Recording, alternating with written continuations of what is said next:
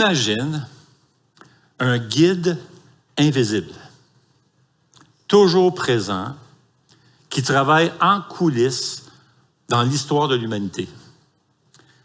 Il a dirigé des personnes ordinaires à accomplir des missions extraordinaires.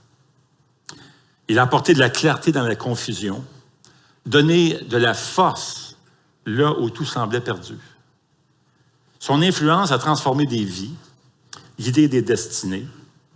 C'est un allié indispensable dont l'œuvre dans notre vie pourrait bien être plus grande que tout ce qu'on pourrait imaginer. Pourtant, il reste souvent méconnu, même par ceux qui bénéficient de son aide. Aujourd'hui, ensemble, ce qu'on va faire, c'est qu'on va explorer qui est ce compagnon si particulier. Pourquoi il est si indispensable pour notre foi et la vie quotidienne. Et juste avant, on va demander au Seigneur de bénir ce temps ensemble. Seigneur notre Dieu, nous voulons vraiment te remercier pour ces beaux témoignages, ces vies que tu as touchées, transformées, changées vraiment littéralement des vies. Et puis, on veut vraiment te rendre grâce, Seigneur, parce que c'est ton œuvre. C'est toi qui accomplis ces choses dans nos vies. On te prie de les garder, continuer à les faire grandir. Quelle bénédiction, Seigneur. Quelle grâce que tu nous accordes de pouvoir découvrir Jésus. Alors, ce matin, on te prie que tu puisses parler à nos cœurs alors qu'on ouvre ta sainte parole. Au nom de Jésus. Amen. Moi, j'aimerais vraiment vous inviter à joindre à moi. J'aimerais lire un passage dans l'Évangile de Jean. Et on va lire les versets 5 jusqu'au verset 15. On est toujours dans la série là, des paroles troublantes de Jésus. Si vous n'avez pas fait partie de la série, vous n'avez pas eu l'occasion d'entendre la série, on vous encourage fortement à aller directement en ligne. Nos messages sont tous là. Vous pouvez même les écouter sur YouTube. Alors, on vous encourage. Vraiment des beaux passages expliqués qui, à première vue, semblent compliqués, mais on a pris du temps vraiment à essayer d'expliquer ces passages. Donc, Jean 16, verset 5. « Maintenant, je m'en vais vers celui qui m'a envoyé, et aucun de vous ne me demande « Où vas-tu? » Mais parce que je vous ai parlé ainsi, la tristesse a rempli votre cœur. Cependant, je vous dis la vérité, il vaut mieux pour vous que je m'en aille. En effet, si je ne m'en vais pas, le défenseur ne viendra pas vers vous. Mais si je m'en vais, je vous l'enverrai. Et quand il sera venu, il convaincra le monde en ce qui concerne le péché, la justice et le jugement. En ce qui concerne le péché, parce qu'il ne croit pas en moi. La justice, parce que je vais auprès de mon Père et que vous ne me verrez plus. Le jugement, parce que le prince de ce monde est jugé. J'ai encore beaucoup de choses à vous dire, mais vous ne pouvez pas les supporter maintenant. Quand le défenseur sera venu, l'esprit de la vérité, il vous conduira dans toute la vérité. Car il ne parlera pas de lui-même, mais il dira tout ce qu'il aura entendu et vous annoncera les choses à venir. Il révélera ma gloire parce qu'il prendra de ce qui est à moi et vous l'annoncera. Tout ce que le Père possède est aussi à moi. Voilà pourquoi j'ai dit qu'il prend de ce qui est à moi et qu'il vous l'annoncera. Il faut savoir dans le contexte qu'est-ce qui se passe, c'est que Jésus est avec ses disciples en ce moment à Jérusalem pour célébrer la fête de Pâques. Ça fait plus de 3 ans et quelques qu'il est avec les disciples. Les disciples ont probablement célébré autour de 2 Pâques avec lui. C'est une fête juive très importante, l'une des plus importantes en Israël. Maintenant, ce sera la dernière Pâques avec Jésus. Et pour cette dernière Pâques, les disciples sont ensemble dans une pièce qu'on appelle la chambre haute. Et Jésus va leur parler, fait un discours. C'est le discours le plus long et le plus intime de Jésus. Il couvre les chapitres 13 jusqu'au chapitre 16 de l'Évangile de Jean. Une partie a lieu dans la chambre haute et on pense que les chapitres 15 à 16 ont lieu en chemin alors que Jésus se dirige avec ses disciples vers le jardin de Gethsémani. Maintenant, en chemin, Jésus va leur dire à nouveau que ce ne sera pas facile pour eux de vivre la vie chrétienne, la vie de disciples. On l'a même entendu ce matin dans l'un des témoignages. Hein? Au chapitre 15, Jésus leur dit « Je vous appelle mes amis ». Et il leur dit aussi que le monde allait les détester parce que le monde a détesté Jésus. Ce qu'il va leur dire, c'est que vous êtes mes amis, mais vous devez savoir que j'ai des ennemis et mes ennemis n'aiment pas mes amis. » Alors Jésus les prépare. Jésus sait que ses disciples sont inquiets, alors il commence en leur disant au chapitre 14, verset 1, « Que votre cœur ne se trouble pas. Croyez en Dieu et croyez en moi. » Il y a beaucoup de demeures dans la maison de mon Père, dit Jésus. Si ce n'était pas le cas, je vous l'aurais dit. Je vous ai préparé une place.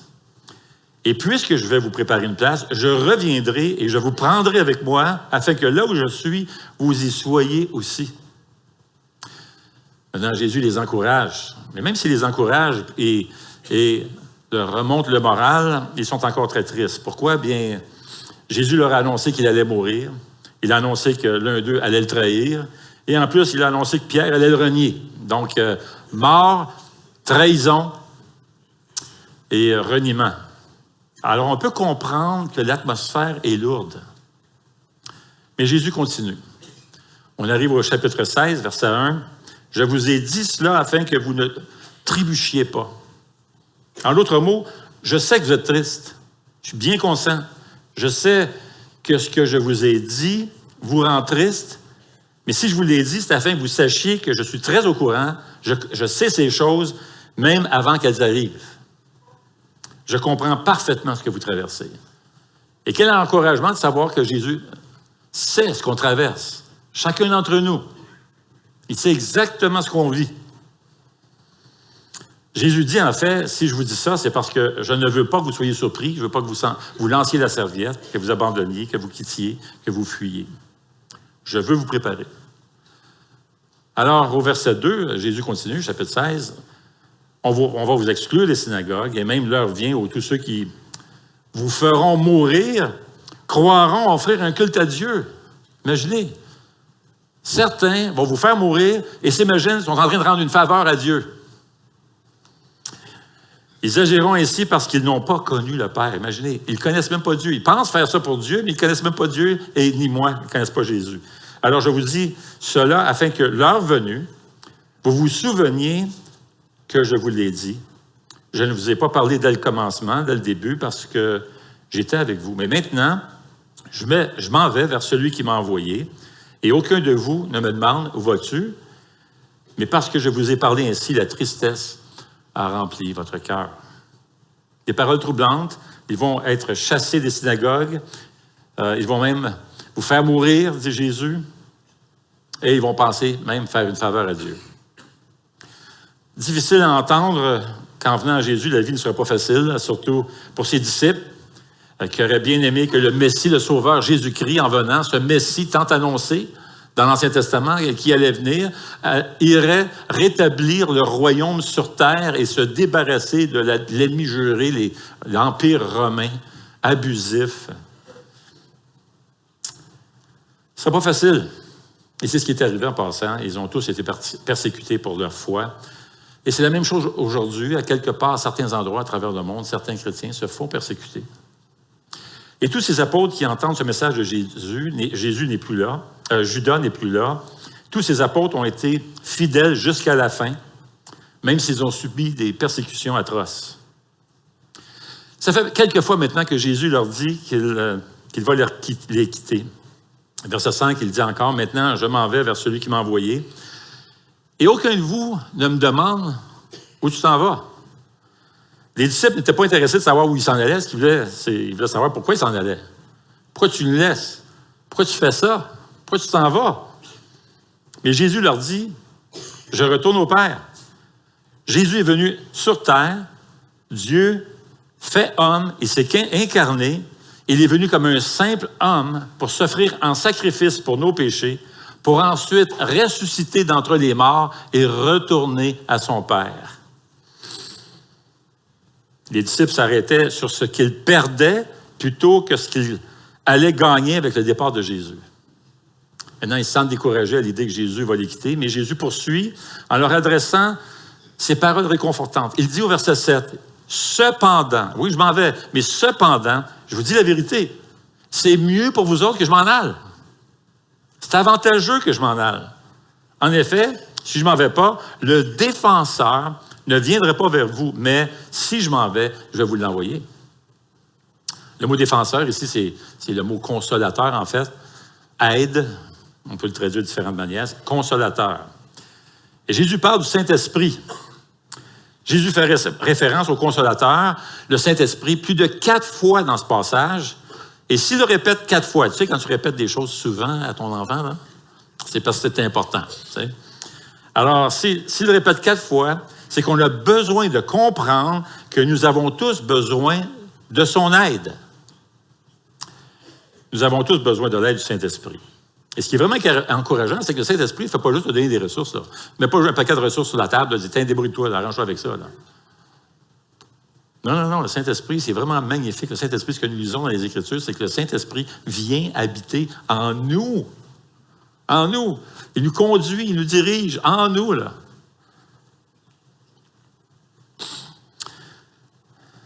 Dans chaque personne qui vient au Seigneur Jésus, il reçoit son salut.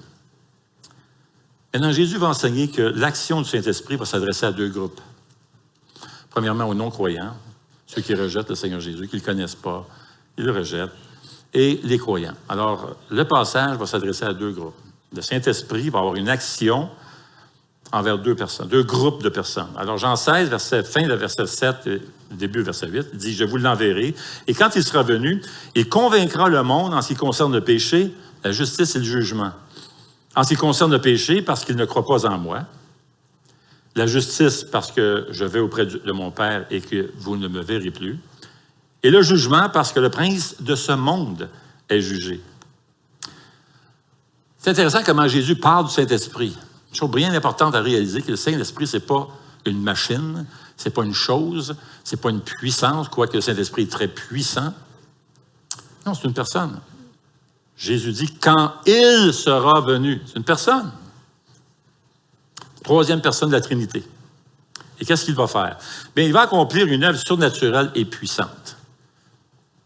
Tout d'abord auprès des non-croyants et aussi dans la vie des enfants de Dieu. Pour les non-croyants, il va convaincre le monde de péché, justice et jugement. Alors, le Saint-Esprit va convaincre le monde. Le mot « monde » dans l'Évangile de Jean fait toujours référence à non-croyants. Ça ne parle pas de tout le monde comme les êtres humains. Ça parle de ceux, spécifiquement dans l'Évangile de Jean, ça parle de ceux qui ne croient pas. Et l'une des œuvres du Saint-Esprit, c'est de convaincre des personnes concernant le péché, la justice et le jugement.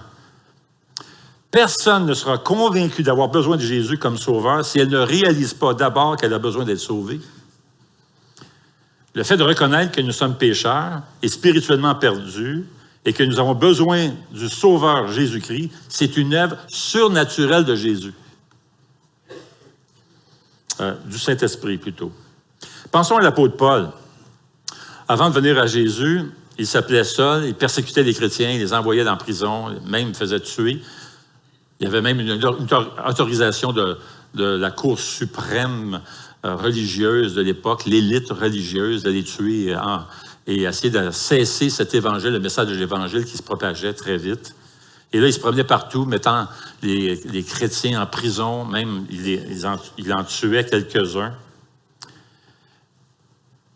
Il pensait vraiment faire une faveur à Dieu, parce qu'il le faisait au nom de Dieu.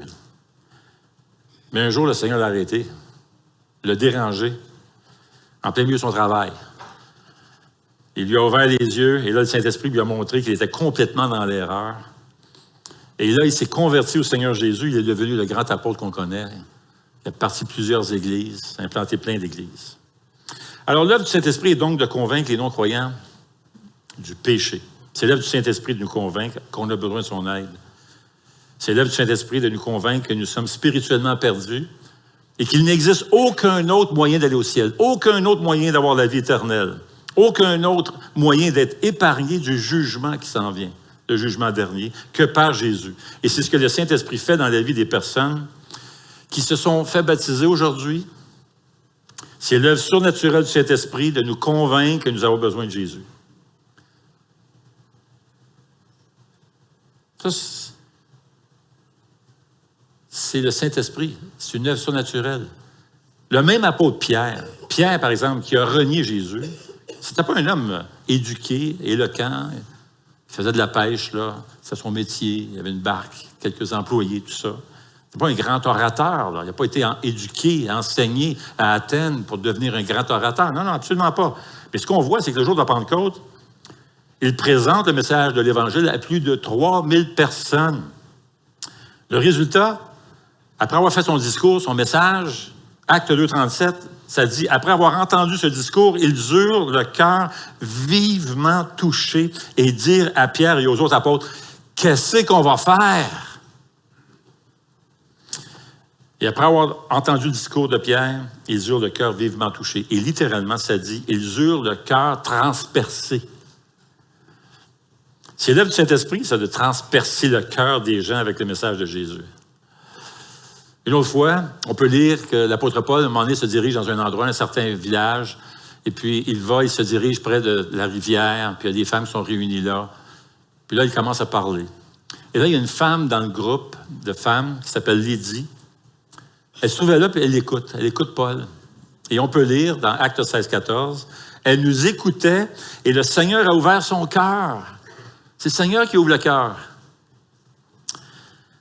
Le Seigneur a ouvert son cœur pour qu'elle soit attentive à ce que disait Paul. Après avoir été baptisée avec sa famille, elle nous a invités en disant, « Si vous me jugez fidèle au Seigneur, entrez dans ma maison et logez-y. » Et elle a fortement insisté pour que nous acceptions. Fortement insisté, là. Alors, elle se convertit au Seigneur Jésus. Elle se fait baptiser.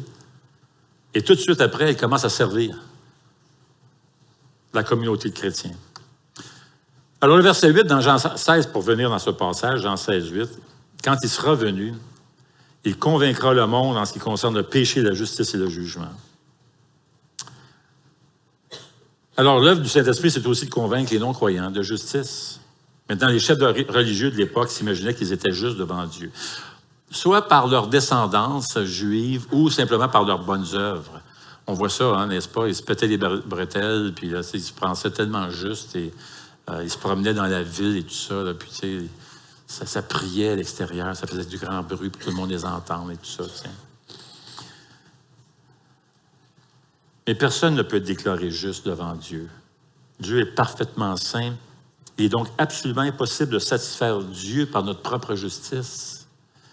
Donc, le Saint-Esprit convainc le monde qu'ils sont coupables en matière de justice.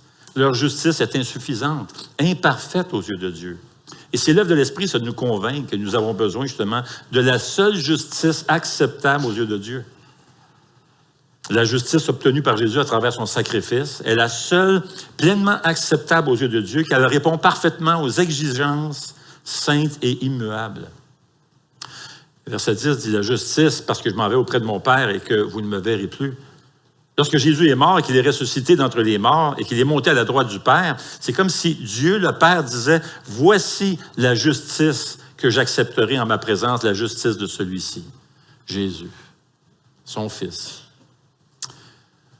C'est pourquoi on a tous besoin d'être en Jésus, venir à lui pour recevoir son salut, son pardon, sa vie, revêtu non pas de nos mérites, nos œuvres, mais des mérites de Jésus-Christ, sa justice. Il y a une doctrine, c'est un mot, les comptables se servent de cette expression-là, imputabilité, imputation. Il y a un transfert, un grand transfert qui se fait. Mes péchés transférés sur ses épaules, ma perdition transférée sur ses épaules, et la justice de Jésus transférée sur la mienne, sur les miennes. L'imputation, c'est une doctrine, ça, dans les Écritures. Nous avons besoin de la justice de Jésus. Et l'œuvre du Saint-Esprit est aussi de convaincre les non-croyants du jugement. Verset 11, le jugement, parce que le prince de ce monde est jugé. Le jugement pour lequel l'Esprit convainc le monde est son aveuglement spirituel, qui est évident à voir comment ils ont traité Jésus, ils l'ont envoyé se faire crucifier. Alors, le jugement du monde est foncièrement faux. Alors, l'Esprit Saint convainc le monde de la fausseté de son jugement parce que sa victoire, la victoire de Jésus-Christ, va condamner le prince de ce monde, qui est le diable. En d'autres mots, tous les faux jugements découlent du prince de ce monde, car la Bible dit que le diable est menteur. Et ce qu'il veut faire, c'est d'influencer le monde à rejeter Jésus-Christ. On ne peut connaître vraiment Jésus qu'avec l'aide du Saint-Esprit. Et Paul y fait référence en passant. Il le dit dans 1 Corinthiens 2, verset 14. « L'homme naturel n'accepte pas ce qui vient de l'Esprit de Dieu. C'est une folie pour lui. Il est même incapable de le comprendre parce que c'est spirituellement qu'on en juge. » Et toujours dans 1 Corinthiens, chapitre 1, verset 18, il dit « En effet, le message de la croix est une folie pour ceux qui périssent. Mais pour nous qui sommes sauvés, il est la puissance de Dieu. » Tu parles de Jésus-Christ, puis tu parles de son sacrifice, puis les gens vont dire « Mais oui, alors, tu crois encore à ça? » C'est une folie, vraiment. Le message de la croix, c'est une folie pour ceux qui périssent. Ça prend l'Esprit Saint pour toucher le cœur, hein, transpercer le cœur.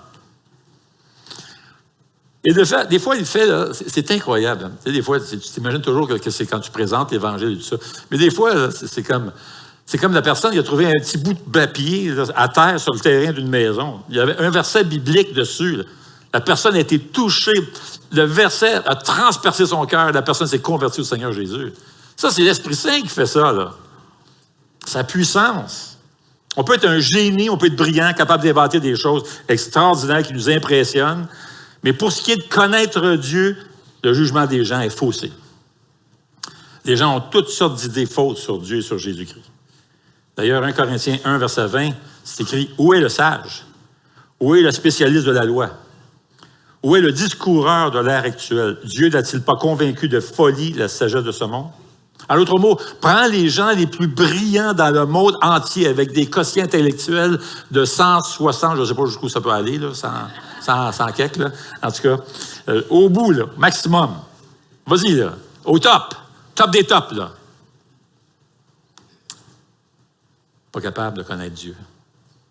Même avec cette sagesse humaine, impossible. Puisque, à travers cette sagesse, le monde n'a pas connu Dieu, c'est ce que c'est en train de dire ici. En voyant sa sagesse, il a plu à Dieu de sauver les croyants à travers la folie de la prédication. Le Saint-Esprit accomplit donc cette œuvre surnaturelle et puissante de conviction. Il accomplit aussi une œuvre tout à fait extraordinaire dans la vie des enfants de Dieu. Maintenant, on pourrait passer des heures et des heures à regarder tout ce que le Saint-Esprit fait dans la vie des croyants. Ah, mon ami, ce serait long, là. Tellement de choses. Là. Il y a des livres qui ont été écrits juste là-dessus. La personne et l'œuvre du Saint-Esprit par René Pache. C'est en français, si vous voulez lire ça. Là. Mais ici, Jésus va faire juste un sommaire. Ça sera élaboré le restant du Nouveau Testament, mais là, Jésus va juste faire comme une introduction, juste un sommaire. Il dit, en gros, il est notre aide. Il va nous guider, il va nous conduire. D'ailleurs, c'est le mot que Jésus va employer au verset 13. Quand le défenseur sera venu, l'Esprit de vérité, il vous conduira dans toute la vérité. Car il ne parlera pas de lui-même, mais il dira tout ce qu'il aura entendu, il vous annoncera les choses à venir. Il révélera ma gloire parce qu'il prendra de ce qui est à moi et vous l'annoncera. Maintenant, quelle est cette vérité là, dont Jésus parle? C'est la révélation de Jésus, telle que révélée dans la parole de Dieu. Ce n'est pas n'importe quelle vérité, c'est le rôle du Saint-Esprit de braquer les projecteurs sur la personne de Jésus-Christ. Jésus l'a dit dans Jean 14, 6, « Je suis le chemin, la vérité et la vie. Nul ne vient au Père que par moi. » Il faut passer par Jésus, là, c'est Jésus. C'est lui. Et Jean 17, 17 dit, « Consacrez-les par ta vérité. Ta parole est la vérité. » Et c'est le rôle du Saint-Esprit de nous conduire dans la vérité. J'inviterai les musiciens à venir me joindre ici en avant. J'aime bien ce que Paul dit dans 1 Corinthiens 2, verset 9, dit « Ce que l'œil n'a pas vu, ce que l'oreille n'a pas entendu, ce qui n'y est pas monté au cœur de l'homme, Dieu l'a préparé pour ceux qui l'aiment. Or, c'est à nous que Dieu l'a révélé, par son Esprit, car l'Esprit examine tout, même les profondeurs de Dieu. Personne ne peut connaître les pensées de Dieu, si ce n'est l'Esprit de Dieu. Or, nous n'avons pas reçu l'Esprit du monde, mais l'Esprit qui vient de Dieu, afin de connaître les bienfaits que Dieu nous a donnés par sa grâce. Et nous en parlons, non avec des paroles qu'enseigne la sagesse humaine, mais avec celles qu'enseigne le Saint-Esprit. Le rôle du Saint-Esprit, c'est d'élever Jésus, de glorifier Jésus dans la vie des enfants de Dieu. Tu vois le portrait de ce à quoi ressemble la vie d'un chrétien rempli de l'Esprit, influencé par le Saint-Esprit, contrôlé par le Saint-Esprit. Sa vie va chercher à glorifier le Seigneur Jésus. Pensez à un metteur en scène. Je ne sais pas si vous avez déjà vu ça dans une émission de télévision. Là, puis là, aujourd'hui, c'est l'électronique maintenant. Mais dans le temps, c'était le metteur en scène, il y avait une pancarte, là, puis il y avait une émission de télévision. Avez-vous déjà vu ça? Là? Puis là, quand c'était le temps, il y avait un artiste, ça, il présentait un artiste. Là, bon, on a un invité, etc. Puis là, d'un coup, on voit le metteur en scène lever une grosse pancarte, c'était marqué « Applaudissez ». Hein? Vous avez déjà vu ça? D'accord? C'est bien. Bon. Et ça, c'est le rôle du Saint-Esprit. Jésus sort, le Saint-Esprit dit, « Mesdames et messieurs, je vous présente Jésus-Christ. » Et là, le Saint-Esprit lève la pancarte, puis il dit, « Applaudissez Jésus! »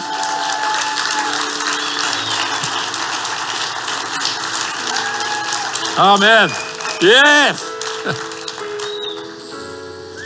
Jésus dit, il ne parlera pas de lui-même. Il dira, regarde à Jésus. Focus sur Jésus. Pense à Jésus. Grandis en Jésus. C'est son rôle de nous conduire sur Jésus, vers Jésus. Il veut qu'on remarque Jésus. Son rôle, c'est d'attirer notre attention sur Jésus. Et si tu veux voir une personne remplie du Saint-Esprit, regarde ce qu'elle dit de Jésus et comment elle vit pour Jésus. Jésus est le héros de sa vie. Et l'œuvre surnaturelle et puissante du Saint-Esprit est d'ouvrir nos yeux et d'élargir notre capacité à voir. Il commence toujours par le péché, la justice et le jugement. Et ce matin, tu es peut-être là. Tu es peut-être convaincu de la justice de Jésus, du péché, convaincu du jugement. Et si c'est le cas, si maintenant, en ce moment, c'est ce que tu vis dans ton cœur, c'est que tu es présentement sur la conviction du Saint-Esprit. Et si c'est le cas, il y aurait juste une chose à faire. Venir à Jésus. Et si c'est fait, tu es déjà venu à Jésus, eh bien, que ta vie montre qu'il est ton héros. Amen. Amen.